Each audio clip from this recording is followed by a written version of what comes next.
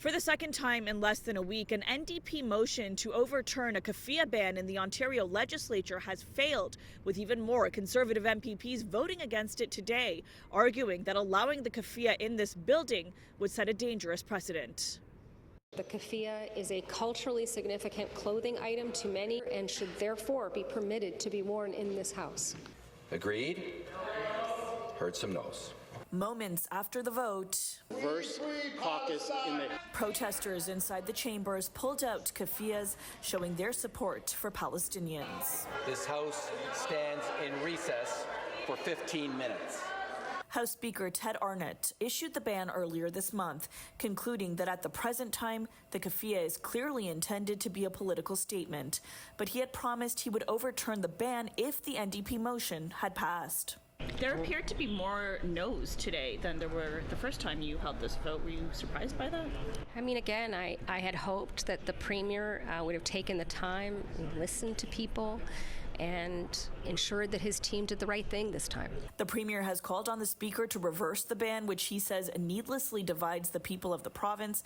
But his office tells us PC members are free to vote however they wish.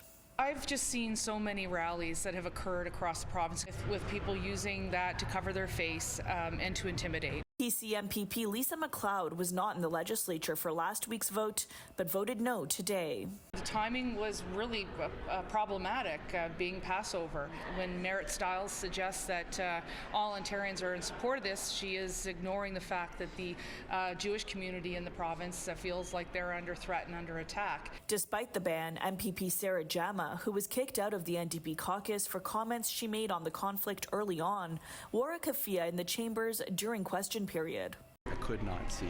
You can see where she sits. She's at the very other end of the chamber. I could not determine what the pattern of her attire. We would have to deal with it in some manner. I don't plan on removing it. This piece of clothing has been made political, and that is not the fault of the people whose family continue to be killed, who have now all of a sudden arbitrarily are being barred from entering the building with it on. The ban doesn't just apply to the chambers, but to the entire legislative building.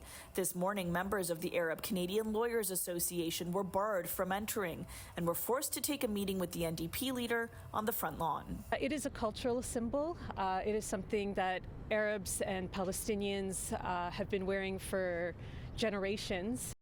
And by the way, Premier Doug Ford was absent for today's vote. The NDP say they are continuing to explore options, and their fight to get this ban overturned is far from over. For City News, I'm Tina Yazdani.